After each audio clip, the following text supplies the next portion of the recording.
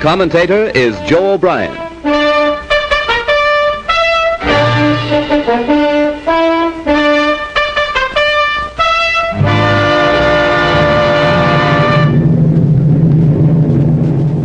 Here is the motion picture record released by the United States Navy of the havoc wrought by the Japs' sneak sky and sea raid on Pearl Harbor, America's mid-Pacific naval bastion.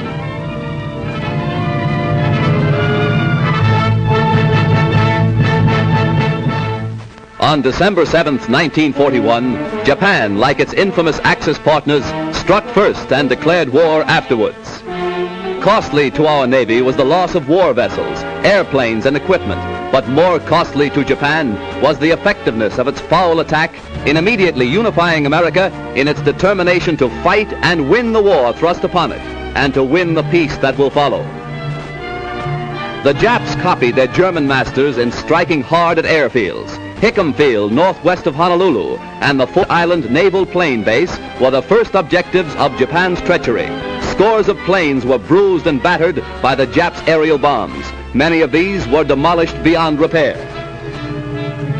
Direct hits were scored on hangars, and these were badly shattered. Equipment and airplane supplies were reduced to smoldering ruins. Here at the Naval Air Station is grim and positive evidence of Jap treachery. Here foul blows were struck, while Jap diplomats were talking peace in Washington.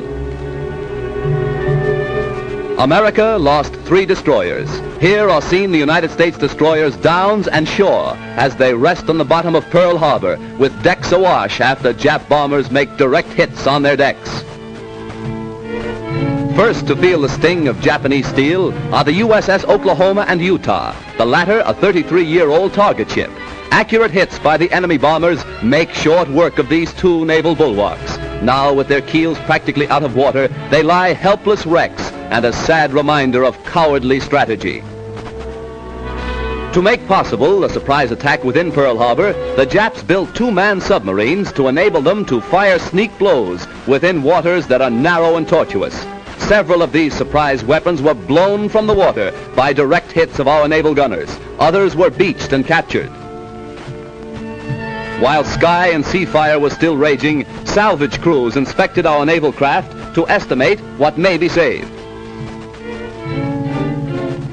Before the din of bursting bombs had been silenced, preparations were underway to salvage these 2 warships. At low tide, the huge propeller of the Oklahoma, stilled by the enemy, was high above water. It is believed that the small 2-man Jap submarines carrying dual torpedo tubes were responsible for these 2 losses to our Pacific fleet.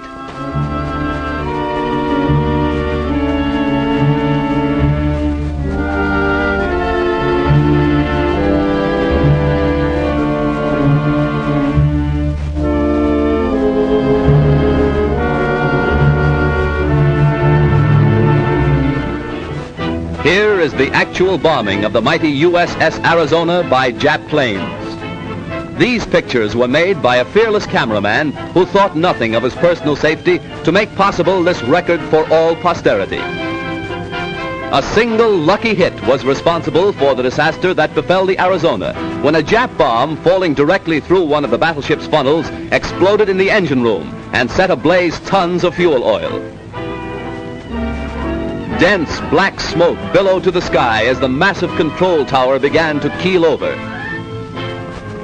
The Arizona's courageous crew stuck to its guns until the very end.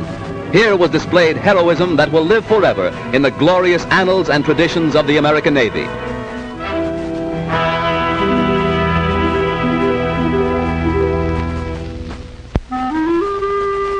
The once mighty Arizona now rests on Pearl Harbor's muddy bottom, a pitiful relic of its former self, a grim monument to the treachery of Japan. The once mighty dreadnought's armor plate is twisted and torn, but the great battleship's control tower still stands, a defiant beacon that in days to come will cast its shadow upon Nippon's very shores.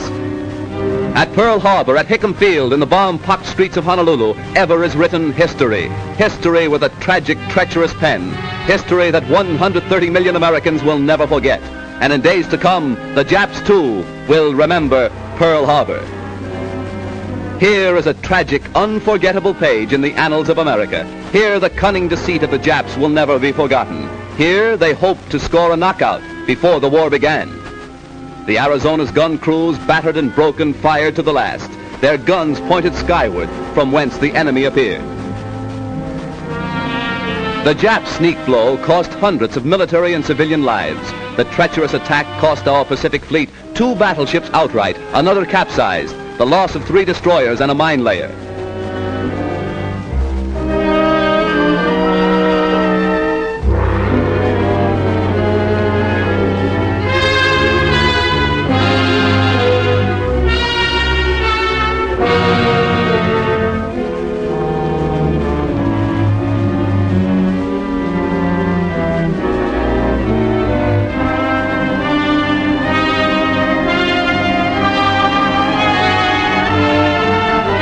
While bombs were still bursting and flames still pouring from our shattered naval craft, a light United States cruiser valiantly moves out to join the fleet and avenge Pearl Harbor.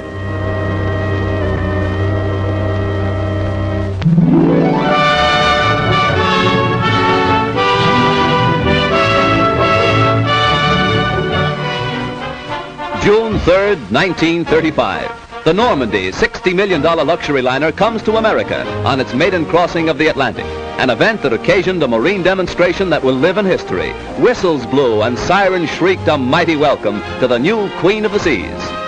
The famed skyline of America's greatest city formed a fitting background for America's greeting to one of the most stately ships that ever crossed the Atlantic. 6 years later, shortly after the United States entered the war, the Normandy was seized and placed under naval guard.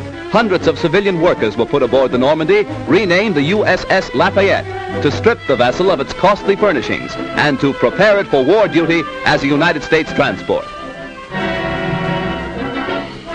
February 9th, 1942, the Normandy afire. A fatal tragedy to the big luxury liner and to America. As the flames rapidly spread to devastating fury, workers madly scrambled to safety, while fireboats and fire engines poured tons of water into the stricken vessel. All fire doors, vertical and horizontal, were closed to protect the ship's vitals from the flames, but this was all in vain. Dense clouds of thick, acrid smoke billowed far out over Manhattan, casting a mucky pall over Midtown and downtown New York. While the blaze was at its height, hundreds of doctors, nurses, and first aid workers were rushed to the scene to remove the wounded and to administer first aid to scores overcome in their efforts to stem the fury of the spreading flames. Millions stood in awe when the Normandy first reached America on its triumphant maiden voyage. Again, millions lined the New York and New Jersey shores to sadly observe the passing of the doomed and ill-fated ship. Rear Admiral Adolphus Andrews, Commandant of the 3rd Naval District, ordered all hands ashore to save the lives of those who were heroically battling to keep the huge liner upright. Hour after hour, tons of water were pumped into the Normandy, causing a bad list to port, as strong hawsers snapped and tugs strove to push the giant vessel close to the wharf.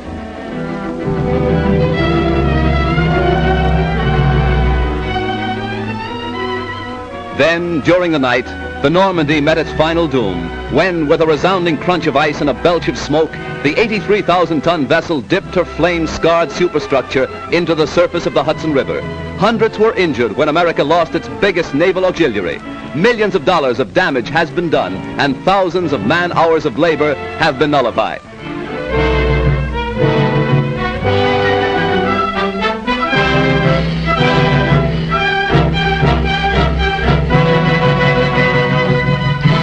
Accident or sabotage, the world may never know. But the fate of the luxury liner Normandy, rechristened the USS Lafayette, is one of the major catastrophes of our day.